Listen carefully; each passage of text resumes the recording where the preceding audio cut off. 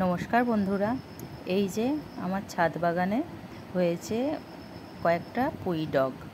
তো পুঁই ডগগুলো দেখে একটু ইচ্ছাও হচ্ছিল পুঁই শাক খাওয়ার। প্রায় সব সবজিই তো বাইরে থেকে কেনা, বাজার থেকে আসে। যখন নিজের গাছে কিছু জিনিস হয় সত্যিই ওটা খেতেও ভালো লাগে, দেখতেও ভালো লাগে, আর তার স্বাদ যেন অনেকটাই আলাদা হয়।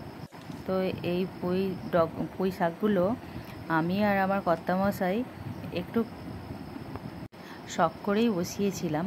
কেন, আমরা এর আগে কোনো গাছ বসাইনি। তো আমার শাশুড়ি মা বসায়, তিনি নিচে বসায়। তো আমার কর্তামশাইয়ের শখ ছিল উপরেতে কিছু জিনিস করার, তো তার জন্য ওটা করেছিল। তো আজকে আমি বললাম, কি গো, চলবে নাকি মাছের মাথা দিয়ে পুঁই শাক? বলছে হ্যাঁ, করে ফেলো। বললাম ঠিক আছে, তাহলে কেটে আনো। সেই জন্যেই কাটতে গিয়েছিল। তো পুঁই ডগগুলো কীরকম হয়েছে ভিডিওটা আপনাদের সাথে শেয়ার করলাম। এদিকে আমি কড়া গরম হতে মাছগুলো দিয়ে দিয়েছি। মাছের মুড়োটা ভালো করে ভেজে নিলাম, ভেজে আমি তুলে রাখবো। তারপর ওই তেলেতেই আমি দিয়ে দিয়েছি 5 ফোড়ন, শুকনো লঙ্কা। ফোড়নটা দিয়ে একটু ভাজা ভাজা মতো হবে। তারপর আমি কেটে রাখা কুমড়ো, আলু, ঝিঙে এগুলো দিয়ে নুন হলুদ দিয়ে ভালো করে ভেজে নেব।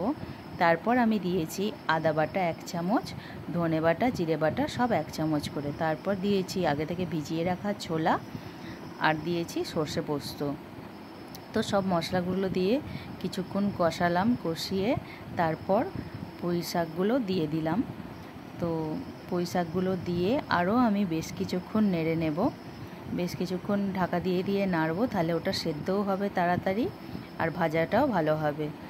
তো তারপর আমি কিছুক্ষণ আধ ভাজা মতো করে নিলাম, দেখতেই পাচ্ছেন। তারপর আমি আগে থেকে তুলে রাখা মাছটা দিয়ে দেব এবার কড়ায়।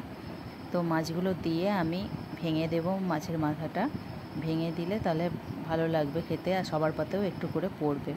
তারপর আমি জল দিয়ে ঢাকা দিয়ে দেব। তো বেশ কিছুক্ষণ ফুটতে দেব। তারপর আধ সেদ্ধ মতো হয়ে গেলে আমি চিনি দিয়ে দেব, দিয়ে জল শুকিয়ে নামিয়ে নিয়েছি।